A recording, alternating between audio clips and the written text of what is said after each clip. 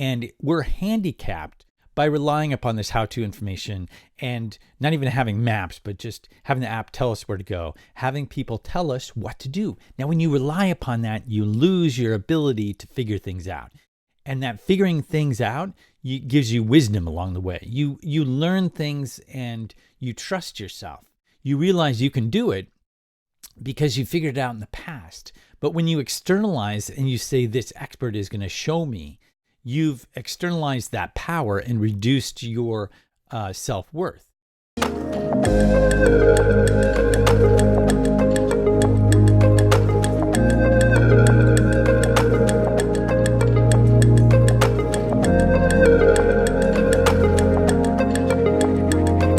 Anyway, this is a rant, and it's a quick one, relatively quick, and it has to do with what I think is a confluence of comparison, how-to overload, and that leading to the imposter syndrome, or the cycled frenzy of the imposters. So here's how it works. Basically, there's ongoing comparison all over the web. You have from equipment to skills to what shows for likes, subscribers, and so on.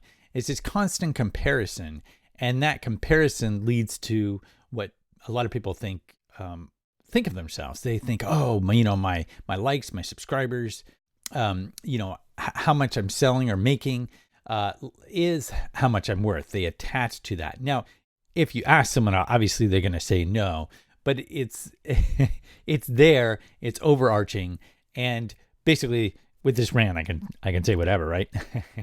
No, but seriously, if you look at your own life, you can kind of see it there if you're paying attention. So alongside that is this reliance, this heavy reliance and overload of information, this reliance upon how-to, whereas this constant need and this constant barrage of how-to information that you've got out there from all the headlines. And if you go onto your social media and all this content marketing, people have gone to how-to information as a go-to, how to do this, how to do that, and a heavy reliance upon different, information such as with online education, and those experts creating these, a class, an online experience, and making that their making money through that. But this heavy reliance upon, okay, learn from this expert or that expert, and they've done it, and so you can do it too, faster or easier. And that heavy reliance upon faster or easier gets into another part, which is a subpart, which has to do with the need for comfort, the constant need for doing it fast, for doing it easier. And that feeds into imposter syndrome, which is basically the thought that you're never going to be good enough. You're not good enough to put yourself out there. Now, how this works is you have some skill and you look and someone else has skills better than you, and you see them, you see their subscribers, their likes, and you think, oh, I need to be like them. So you look and you try to improve either your skill or you get new equipment. And this ongoing comparison makes it so that you're always thinking, I need to be at this certain level. And no matter what level you get to, you still have to get to the next level. There's always better equipment. There's always better skills. And so you get to a certain part and you think, okay, well, when I get this skill or when I get this equipment, then I'll be good. But you get there and the next part starts. And what happens is you'll go and you think the information is what you need. So you instead of figuring things out, which is historically what we've done as a country in America, and elsewhere, it's not just an American thing, but it's the ability to be a bit more resilient and to figure it out on your own. And we're handicapped by relying upon this how-to information and not even having maps, but just having the app tell us where to go, having people tell us what to do. Now, when you rely upon that, you lose your ability to figure things out. And that figuring things out gives you wisdom along the way. You learn things and you trust yourself. You realize you can do it because you figured it out in the past. But when you externalize and you say, this expert is going to show me, you've externalized that power and reduced your self-worth. So what happens is it's a cycle. So you're going out there and you're saying, okay, well, what do I need to do? I'll automatically go and see what experts out there, see what videos are out there, instead of just saying, let's figure it out. And when you go to figure things out, you develop that muscle, then you're able to figure other things out, and it kind of adds upon itself. Now, what happens is not only do you get a bit more wisdom that'll help you down the line, because let's say you get to someplace faster. Someone teaches you faster and easier, and you get there, you don't have the skills or what you learned along the way by doing it yourself that gives you decision-making abilities for the next step. You've missed all that. You've gotten to that, and now when things come at you at that next level, you don't have the resources within yourself that you've developed by figuring it out to answer these questions. So you go back to that expert again. So again, it's an ongoing cycle. So what happens is you continue to rely upon the expert, to rely upon external factors, and it further reduces your ability to say, I can figure this out. And also in figuring it out, you might along the way realize you don't want what you're trying to go for, because in figuring it out, you talk to different people and you understand things differently. You might go to a completely different direction than you might otherwise. So the imposter syndrome is something that people talk about, but I think it's fed by the very industry that tries to solve it.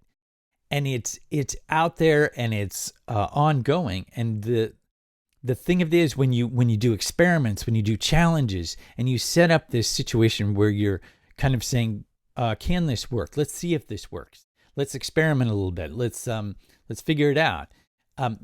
Relying more heavily on that develops that muscle, and therefore when you get to a place where you're stuck, let's say, it's not like the how-to information isn't valuable. You get stuck, you can go, and I mean really stuck, you can go and get that how-to information and get you out of that unstuck mode. Or let's say you get to a certain level and you find yourself plateauing and you're like, I need a little bit more sharpening, a little bit more of a push. And so you look outwards and you see what other people are doing. And instead of it being a comparison, like I'm not good enough, you see it as an inspiration. It becomes, you look at Peter McKinnon, let's say, excellent filmmaker. And instead of saying, oh, I'm not like Peter McKinnon, you see what he's doing. And he has these great challenges, B-roll, FX challenge, and basically puts it out there and says, look, this is how you can accomplish this. And instead of saying, oh, I need to have this, these special lights or this lighting a certain way, before I can put out my videos, or my audio needs to be at this level. And there's all these headlines, 20 newbie mistakes that kills, your YouTube channel, or, your ability to be a great filmmaker. And some people say, oh, the content is what matters. But then you see them putting out what? Reviews of equipment. They're always talking about the comparison of equipment. You'll never have the best equipment. It just won't happen. And you'll never have the highest level of skill. And that's the whole idea, is the experimentation and to see what works and to build your figure it out muscle. And that's my rant, to say the imposter syndrome, I think, is fed by the very people who try to kind of help you through that. They have good intentions.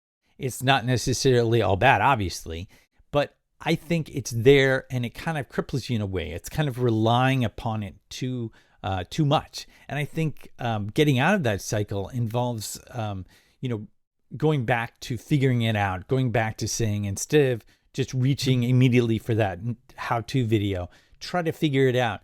I think that develops the muscle. And then when you do, you feel better.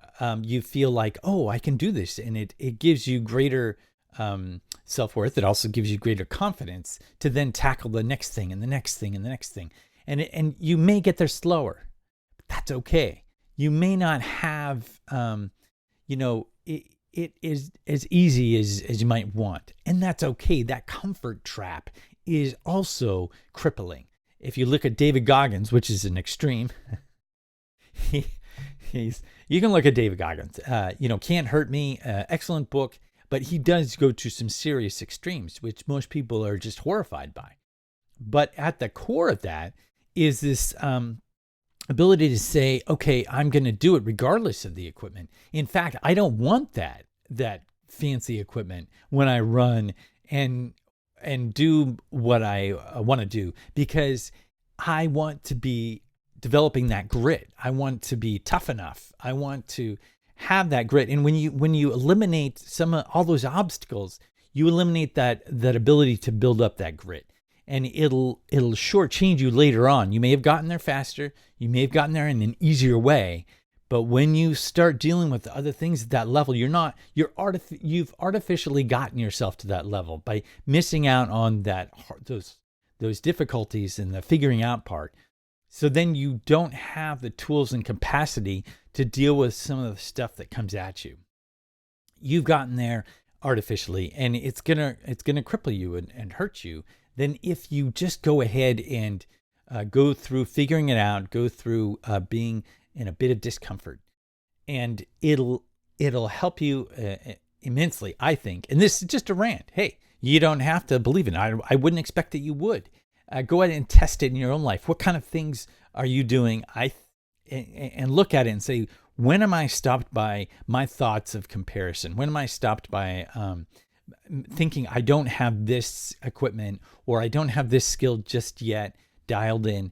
And it's like putting yourself out there a little bit more. And the whole thing is, obviously it's okay to fail, but people say that, and then they put out this stuff where it's like, oh, no, it's okay to fail. But then they compare and show you how you should do it, the mistakes you shouldn't make, the newbie mistakes.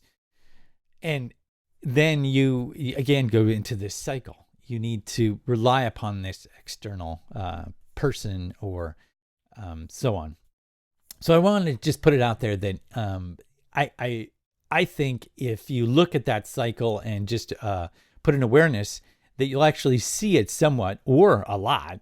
And there's, instead of reaching for that how-to or reaching for that expert, go ahead and try to figure it out yourself. Or when you look at that expert, instead of saying, okay, this is the expert, so I'm going to follow them, think of triangulation. Think of at least 3 different sources, if not more, instead of relying upon that online expert. Go for 3 different sources and look at the biodiversity in that sourcing of information. And I think it might help some people, maybe not all. It's much like the person who builds out, like if you look at van lifers, they're building out their van.